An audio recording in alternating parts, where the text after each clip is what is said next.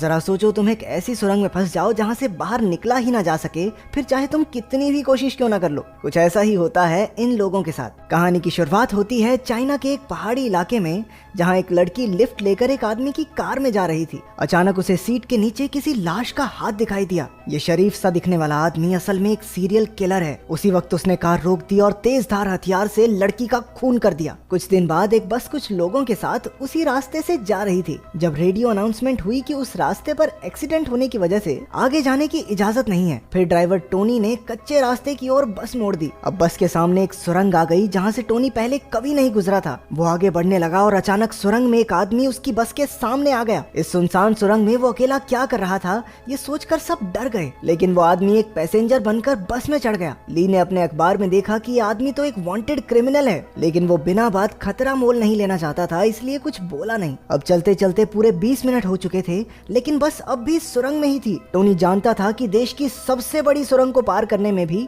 10 minute ही लगते हैं, लेकिन ये सुरंग तो खत्म ही नहीं हो रही थी। आखिरकार सबने वापस मुड़ने का फैसला किया, लेकिन फुल स्पीड में 30 मिनट चलने के बाद भी वो शुरुआत तक पहुंच ही नहीं रहे थे। ये एक अंधेरी सुरंग थी जिसका कोई अंत नहीं था। सब डर कर बस से नीचे उतर गए। अचानक जिंग को अपना फोन जमीन पर पड़ा दिखा, जो उससे गलती से सुरंग की शुरुआत में गिर गया था। अब ये साफ हो चुका था कि ये कोई आम सुरंग नहीं है। ली ने आगे बढ़कर कहा कि उन्हें चलकर बाहर का रास्ता ढूंढना चाहिए, लेकिन घना अंधेरा होने की वजह से वहाँ कोई भी आसानी से गुम हो सकता था। इसलिए जिंग ने उसे अपना ऊन का गोला दिया। ली एक हिस्सा लेकर आगे बढ़ने लगा और दूसरा हिस्सा वॉन्ग नाम के एक दूसरे पैसेंजर के पास था। तभी सुरंग वाले अनजान आदमी ने कहा कि वो भी ली के साथ चलेगा। उस आदमी का नाम चियान है। कुछ देर बाद वहाँ धुंध पड़ने लगी और बस के लोगों को दूर से 2 आदमी उनकी तरफ आते दिखाई दिए। सब उनका सामना करने को तैयार थे, लेकिन ये कोई और नहीं बल्कि ली और चियान ही थे। वो सुरंग बिल्कुल सीधी थी, लेकिन फिर भी न जाने कैसे लोग घूमकर एक ही जगह पहुंच जाते थे। अब वो फंस चुके थे, इसलिए ली ने सारी खाने पीने की चीजें सभी लोगों में बांट दी। अब चारों आदमी फिर से रास्ता ढूंढने निकले,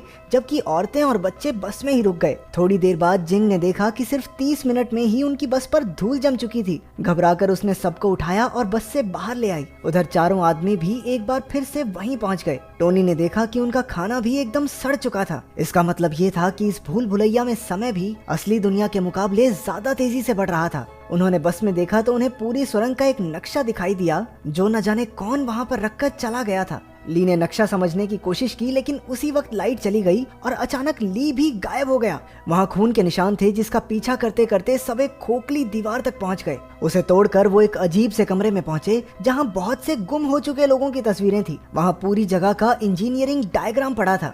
उसके मुताबिक यहाँ कुल मिलाकर 6 सुरंगें थी जो आपस में जुड़ी हुई थी। चियान ने हिसाब लगाया कि बाहर निकलने के लिए उन्हें 6 की 6 सुरंगों को पार करना होगा।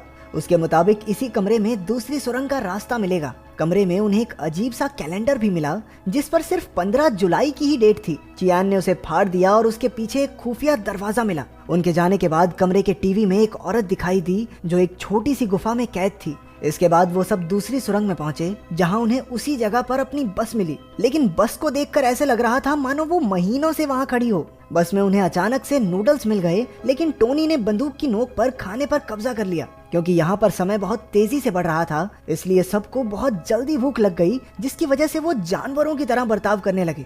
सैरा नाम की एक पैसेंजर, जो पेशे से एक मॉडल थी, खाने के लिए टोनी के साथ जिस्मानी संबंध बनाने को तैयार हो जाती है। वैंग ने चुपके से एक नूडल्स का पैकेट चुरा लिया, लेकिन टोनी ने उसी वक्त उस पर हमला कर दिया। अंधेरे में अचानक से कोई पीछे से टोनी का खून कर देता है और बाकी सब बस देखते ही रह गए। वॉन्ग की नजर बस के नीचे एक गटर के ढक्कन पर पड़ी। उसके अंदर जाने पर वो सभी एक और अजीबोगरीब कमरे में पहुंच गए। इस बार टीवी पर वो लड़की धीरे धीरे गुफा में डूब रही थी। ग्रुप को एक बार फिर वही कैलेंडर दिखा, जिसके पीछे एक और खुफिया दरवाजा था। उसे पार करके अब वो तीसरी सुरंग तक पहुंच गए थे।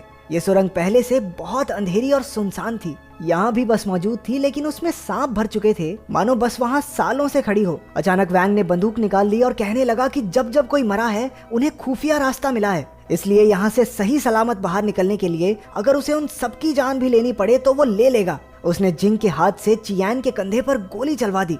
उसने उनके साथ आए दोनों बच्चों को कमरे में ले जाकर पीटना शुरू कर दिया और फैंग को गोलियों से भून दिया। उसने सैरा को भी गला दबाकर मारने की कोशिश की, लेकिन उससे पहले ही किसी ने पीछे से आकर उसका काम तमाम कर दिया। उसकी मौत के बाद अब उन लोगों को एक और खुफिया रास्ता मिला जो चौथी सुरंग में खुलता था। तभी जिंग नाम की वो औरत जो प्रेग्नेंट थी, उसकी डिलीवरी का समय आ गया और सैरा और चियान मिलकर बस की तलाशी लेने लगे। ये सुरंग लोगों का मानसिक संतुलन बिगाड़ देती है, इसलिए सैरा को अजीबोगरीब लोग दिखाई देने लगे। डर कर वो बस से बाहर भागी, लेकिन उसके चारों ओर लाशें ही लाशें थी। वहीं उसे एक शीशा दिखा और उसमें देखते ही किसी ने उसे पीछे से मार डाला।